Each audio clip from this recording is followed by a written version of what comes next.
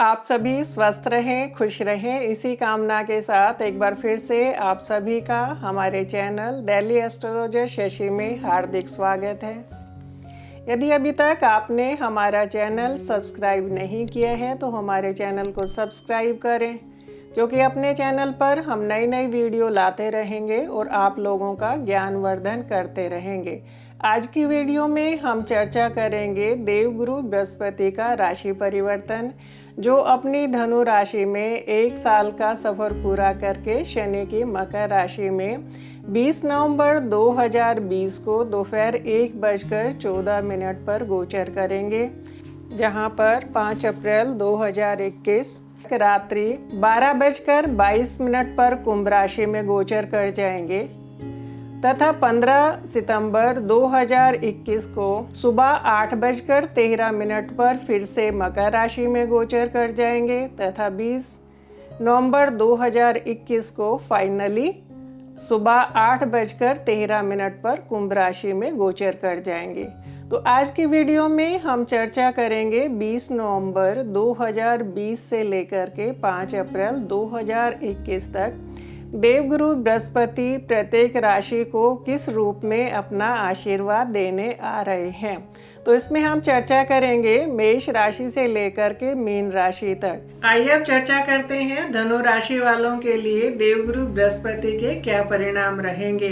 धनु राशि वालों का राशि सेकेंड हाउस में स्थित हो जाएंगे, जहां पर शनि स्थित है वहां पर देवगुरु बृहस्पति का नीच भंग हो जाएगा। और धनु राशि वालों के लिए बृहस्पति चौथे घर के भी स्वामी है। चौथा घर सुख सुविधाओं के लिए देखा जाता है, पैतृक संपत्ति के लिए देखा जाता है, और दूसरा भाव धन वृद्धि के लिए देखा जाता है, संचित धन के लिए देखा जाता है। तो जब भी राशि का सेकंड हाउस से संबंध हो जाए तो ये भी एक धन योग बन जाता है। और चौथे भाव का संबंध आपके सेकंड हाउस से हो रहा है और सेकंड हाउस में शनिदेव आपके चौथे घर को भी देख रहे हैं। तो इस समय पर यदि पैतृक संपत्ति को लेकर के कोई वाद विवाद चल रहा था, वाद विवाद खत्म होने का समय आ गया है, या कहें कि पैतृक संपत्ति को बेच करके यदि आप धन संचित करना चाह रहे थे तो आपके लिए वो समय भी आ गया है। सेकंड हाउस में देवगुरु स्थित होकर के आपके छठे भाव को देखेंगे। छठा भाव रोग रिपु शत्रुओं के लिए देखा जाता है। तो इस समय पर यदि आप ऋणी थे तो आपको ऋण से छुटकारा मिलेगा, क्योंकि धनु राशि वालों की 7.5 भी चल रही है और 7.5 चलने के कारण कहीं ना कहीं खर्च अधिक हो रहा था और धन कम आ रहा था। वैसे तो शनिदेव अपनी ही राशि में स्थित होकर के आपके लाभ भाव को भी देख रहे हैं, और शनि किसी भी काम को डिले करते हैं, और शनि देव उससे जब भी शनि देव का प्रभाव जहाँ जहाँ पर आता है तो उस भाव से संबंधित परिणाम मिलने में हमें समय लगता है। लेकिन देवगुरु बृहस्पति उस कार्य को समय से पूरा कराने के लिए अपना आशीर्वाद देने के लिए आ गए हैं। तो सेकंड हाउस कुटुंब वृद्धि के लिए राशि का वहां पर स्थित होना, तो जो जाता है कुटुंब वृद्धि की तरफ जा रहे थे, यानी कि संतान प्राप्ति के लिए सोच रहे थे, तो उनके लिए ये समय उचित रहेगा। संतान प्राप्ति के भी योग बनते हैं, क्योंकि कुटुंब सेकंड हाउस हमारा कुटुंब भाव होता है। राशि भाव का जब भी हमारे सेकंड हाउस से संबंध बन जाता है तो संतान प्राप्ति में भी ये हमें मदद करता है, क्योंकि यहाँ पर स्थित होकर के देवगुरु बृहस्पति आपके फोर्थ हाउस को भी देख रहे हैं। फोर्थ हाउस भी हमारे सुख सुविधाओं के लिए होता है, घर के लिए होता है। तो यदि हमारे घर में नन्हा मेहमान आ जाता है तो उसकी किलकारियां चारों तरफ गूंजती है और घर का माहौल सुख में हो जाता है। सेकंड हाउस से देवगुरु बृहस्पति आपके छठे भाव को देख रहे हैं। छठे भाव से रोग रिपु ऋण के लिए देखा जाता है, उनसे छुटकारा मिलेगा। और कंपटीटर के लिए देखा जाता है, तो यदि 7.5 चलने के कारण कंपटीटर आपके लिए सिरदर्द बने हुए थे तो उनसे छुटकारा मिलेगा और आपको अपने मेहनत के परिणाम भी मिलने शुरू हो जाएंगे, क्योंकि जब भी 7.5 चलती है तो हमें मेहनत ज़्यादा करनी पड़ती है और उसके परिणाम हमें कम मिलते हैं। लेकिन देवगुरु बृहस्पति का जब हमें आशीर्वाद मिल जाता है तो हम कहें कि कहीं ना कहीं एक हमें हेल्पिंग हैंड मिल जाता है, उन परेशानियों से हमें छुटकारा दिलाने वाला हो जाता है। 8वें भाव से संबंध बन रहा है। 8वें भाव में देवगुरु बृहस्पति की उच्च राशि स्थित है, तो 8वां घर सडननेस के लिए देखा जाता है। और जब भी दूसरे और 8वें भाव का संबंध हो जाता है तो अचानक धन लाभ के भी योग बन जाते हैं। अचानक धन योग के लिए यदि हमने अपने लाइफ इंश्योरेंस वगैरह करा रखी थी या हमने पहले कहीं पैसा इन्वेस्ट कर रखा था तो उससे हमें लाभ का भी एक योग बनाता है। 8वां घर सडननेस के लिए देखा जाता है, तो कहीं से भी बिना अर्न किए यदि हमें धन मिलता है तो वो हमारा 8वां भाव ही होता है। इसीलिए जब भी शेयर मार्केट की बात की जाती है तो 5वें 8वें का जब भी संबंध बनता है, 5वां भाव धन का हो जाता है, बुद्धि का हो जाता है, और 8वां भाव हमारा सडननेस के लिए हो जाता है। तो इस समय पर अचानक धन लाभ के भी योग बन रहे हैं। या हम कहें कि आप नौकरी कर रहे थे लेकिन आपको सैलरी, क्योंकि कोविड-19 के कारण ये साल तो पूरा ही कोविड की भेंट चढ़ गया है और हर किसी को कहीं ना कहीं फाइनेंशियली क्राइसिस तो देखने को ही मिल रहे हैं। तो इस समय पर आपको खुश हो जाना चाहिए, क्योंकि जो भी धन को लेकर के आपको मानसिक तनाव बन रहा था, घर में शांति कम हो रही थी, तो धन मिलना शुरू हो जाएगा। क्योंकि यहाँ से शनिदेव आपके 11वें भाव को देख रहे हैं और यहाँ बृहस्पति साथ में बैठे हुए हैं, तो 11वें भाव पर शनि और बृहस्पति दोनों का ही प्रभाव आएगा। दूसरे घर से बृहस्पति आपके 10वें घर को भी देख रहे। 10वां भाव कर्म क्षेत्र कहलाता है। तो इस समय पर यदि आप नौकरी चेंज करना चाह रहे थे या कहें कि कहीं ना कहीं अनलकीली 7.5 के कारण आपकी नौकरी छूट गई थी, तो इस समय पर आप कोशिश करिएगा, आपको नौकरी प्राप्ति के भी योग बन रहे हैं। और आपके 10वें घर में जब भी शनिदेव का, क्योंकि शनिदेव की जहाँ जहाँ दृष्टि जाती है वहाँ पर अपना आशीर्वाद देते हैं, तो इस समय पर आपको नौकरी प्राप्ति में भी योग, नौकरी प्राप्ति के भी योग बन रहे हैं। क्योंकि दूसरे, छठे और 10वें भाव का जब भी संबंध होता है तो ये धन भाव के त्रिकोण भाव हो जाते हैं। तो देवगुरु बृहस्पति का इन दूसरे, छठे और 10वें भाव से संबंध बन रहा है। इस समय पर यदि आप नौकरी की कोशिश करेंगे तो नौकरी भी मिल जाएगी, या आप नौकरी को चेंज करने की सोच रहे थे, अच्छे पैकेज पर कहीं जाना चाह रहे थे, तो उसका भी योग बनता है। क्योंकि ये 8वां भाव तो शामिल हो ही रहा है।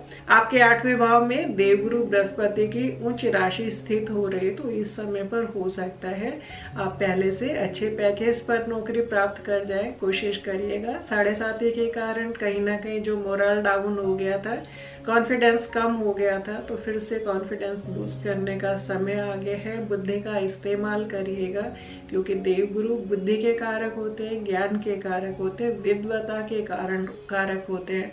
तो यहाँ पर देवगुरु बृहस्पति का नीच भंग हो गया है। तो जब भी किसी भी ग्रह का नीच भंग हो जाता है तो वो अपने कारक तत्व के अच्छे ही परिणाम देते हैं। तो इस समय पर वाणी में भी मधुरता आएगी, क्योंकि 2nd हाउस में जब भी शनि बैठते हैं तो शनि कहीं ना कहीं हमें कुछ ऐसी बातें भी बुलवा देते हैं जिसके कारण हम अपने कार्य को बिगाड़ जाते हैं, घर के सुख शांति को डिस्टर्ब कर जाते हैं। तो देवगुरु आपको वाणी में मधुरता देने आ गए, आपके घर में सुख शांति देने आ गए हैं। आपको धन संचय करने के भी नए नए मार्ग मिलने में देवगुरु बृहस्पति आपकी हेल्प करने के लिए आ गए हैं। देवगुरु बृहस्पति का आशीर्वाद प्राप्त करिएगा, अपने कार्य क्षेत्र में उन्नति पाइएगा, घर परिवार में सुख शांति से रहिएगा। माता के साथ समय बिताने में, अपने कुटुंबजन के साथ में समय बिताने के लिए मिलेगा। तो इससे अच्छा सुख तो और कुछ हो ही नहीं सकता है। ये जो भी परिणाम बताए जाते हैं ये आपके चंद्र राशि के अनुसार बताए जाते हैं। पूरे परिणाम की जब भी हम बात करते हैं तो उसमें कुंडली में बनने वाले योग को फलित करने वाली दशा, उसके कारण परिणाम में थोड़ा सा डिफरेंस आ जाता है। तो कोई भी यदि हम नया कार्य शुरू करते हैं तो हमें अपनी जन्म कुंडली को नहीं भूलना चाहिए। आइए अब चर्चा करते हैं मकर राशि वालों के लिए देवगुरु बृहस्पति के क्या परिणाम रहेंगे। मकर राशि वालों के लिए बृहस्पति 12वें और तीसरे भाव के स्वामी होकर के राशि भाव में स्थित हो गए हैं। मकर राशि बृहस्पति की नीच राशि होती है, लेकिन शनि वहां स्थित होने के कारण देवगुरु बृहस्पति का नीच भंग हो गया है। तो जब भी किसी ग्रह का नीच भंग हो जाता है तो वो अपने हमें अच्छे परिणाम देने वाले रहते हैं। सबसे पहले हम बात कर लेते हैं 12वें भाव की, क्योंकि 12वां भाव हॉस्पिटल के लिए देखा जाता है। तो जो भी जातक हॉस्पिटल में कार्यरत हैं, यानी कि डॉक्टर हैं, तो उनके लिए ये समय नेम एंड फेम दिलाने वाला रहेगा। उनके द्वारा किया गया एफर्ट नया रंग लाएगा, क्योंकि तीसरा भाव पराक्रम के लिए देखा जाता है और पराक्रमेश आपके राशि भाव में स्थित होकर के यहाँ पर नीच भंग योग बना रहे हैं। तो तीसरे और राशि भाव का जब भी संबंध होता है तो इस समय पर आपके छोटे बहन भाई आपके कार्य क्षेत्र में आपको नेम एंड फेम दिलाने में हेल्प करेंगे।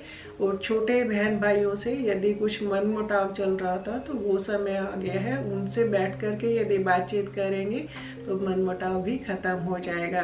12वें भाव का जब भी संबंध होता है तो 12वां और तीसरा भाव यात्राओं के लिए देखा जाता है। तो यात्राएं थोड़ी सी ज्यादा होगी, लेकिन 12वां भाव हॉस्पिटल के लिए भी देखा जाता है। स्वास्थ्य का ध्यान रख करके चले। राशि भाव में स्थित होकर के देवगुरु बृहस्पति आपके 5वें भाव को देख रहे हैं। 5वां भाव विद्या के लिए देखा जाता है, प्रोफेशनल कोर्स के लिए देखा जाता है। और ये यदि 12वें भाव का जब भी संबंध हो जाता है तो जो जातक विदेश में जाकर के पढ़ाई करना चाहते हैं तो उनके लिए ये समय अच्छा रहता है। 5वें भाव का और 12वें भाव का जब भी संबंध हो जाता है तो पढ़ाई में थोड़ा हमें ध्यान रखना चाहिए।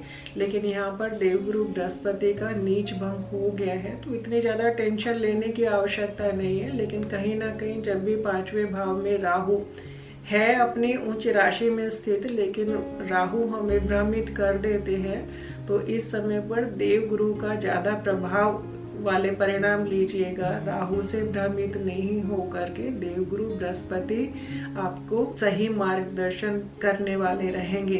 5वां भाव संतान के लिए भी देखा जाता है। तो ये समय यदि कोई जातक संतान वृद्धि की सोच रहे हैं तो उसके लिए भी ये समय अच्छा रहेगा, क्योंकि आपके सेकंड भाव के लॉर्ड शनि आपकी राशि भाव में स्थित है। और राशि भाव का अपनी ही राशि में स्थित होना और सेकंड लॉर्ड भी होना, तो सेकंड हाउस कुटुंब के लिए देखा जाता है। और राशि भाव और 5वें भाव का जब भी संबंध हो जाता है तो कुटुंब वृद्धि के लिए वो समय अच्छा रहता है। 5वां और 6ठा भाव पेट के लिए देखा जाता है। राहु की स्थिति यहाँ पर गैस्ट्रिक प्रॉब्लम दे सकती है, खान पान का ध्यान रख करके चलिएगा। तीसरे भाव का जब भी संबंध हो जाता है तो यात्राएं ज्यादा करनी पड़ती है। यात्राओं के दौरान अपने स्वास्थ्य का ध्यान रख करके चलने वाला ये समय रहेगा। लग्न भाव राशि भाव में स्थित होकर के देवगुरु बृहस्पति आपके 7वें भाव को भी देख रहे हैं। तीसरा भाव दोस्ती के लिए देखा जाता है। तो यदि आपके जीवन में आपका कोई दोस्त है और उसको यदि आप एक शादी का नाम देना चाह रहे हैं, यानी कि उनसे शादी करना चाह रहे हैं, तो ये शादी का भी समय आपके लिए आगे है। क्योंकि जब भी हमें डबल गोचर मिल जाता है, जिस जिस भाव से संबंध बन जाता है तो उस भाव के परिणाम हमें अच्छे ही मिलते हैं। तो इस समय पर शनि महाराज और देवगुरु बृहस्पति आपके 7वें भाव को देख रहे हैं। 7वां भाव शादी के लिए देखा जाता है। तो यदि अभी तक मकर राशि वालों की शादी नहीं हो पा रही थी, क्योंकि मकर राशि वालों की वैसे भी शादी थोड़ा डिले ही होती है शनि के राशि होने के कारण, तो देवगुरु बृहस्पति का आशीर्वाद मिलने जा रहा है तो शादी का कार्य भी संपन्न हो सकता है। 7वां भाव बिजनेस के लिए भी देखा जाता है। यदि आप पहले नौकरी कर रहे थे तो ये इस समय सोच रहे हैं कि अपना कुछ बिजनेस किया जाए, तो उसके लिए भी ये समय अच्छा रहेगा। और यदि आप विदेश में जाकर के बिजनेस करना चाह रहे थे या विदेशी कंपनी के साथ में लिंक होना चाह रहे थे तो ये समय भी आपके लिए अच्छा रहेगा, क्योंकि 12वां भाव विदेश के लिए, विदेशी कंपनियों के लिए देखा जाता है। और 12वें भाव के स्वामी आपके राशि भाव में स्थित है और आपके राशिश उनका नीच भंग कर रहे हैं। तो विदेशी कंपनी के साथ यदि कुछ मनमुटाव चल रहा था या हमें उनकी कंडीशन पर काम करने के लिए मजबूर होना पड़ रहा था, तो समय आ गया, आप अपने हिसाब से डिसीजन लीजिएगा, क्योंकि ये समय आपके लिए उचित समय है। जब भी देवगुरु बृहस्पति की बात की जाती है तो गुरु ही होते हैं, हमें हर प्रकार से हेल्प करने वाले होते हैं। और जब भी हमारे तीनों त्रिकोण भाव एक्टिवेट हो जाते हैं तो उससे अच्छा समय हमें मिल नहीं पाता है, क्योंकि भाग्य का साथ, बुद्धि का साथ, उत्तम स्वास्थ्य मिल रहा है, नेम एंड फेम दिलाने वाला रहता है। तो देवगुरु बृहस्पति के अच्छे परिणाम पाइएगा, खुश रहिएगा। पूरे परिणाम के लिए अपने जन्म कुंडली को मत भूलिएगा, क्योंकि पूरे परिणाम हमें जब भी मिल पाते हैं जब हमारी कुंडली में अच्छे योग बन रहे हों, योग को फलित करने वाली उचित दशा भी हो। गोचर तो आपका हर एंगल से अच्छा ही है। यदि आपको हमारी ये वीडियो पसंद आई हो तो लाइक करें, शेयर करें, कमेंट्स करें। Thank you.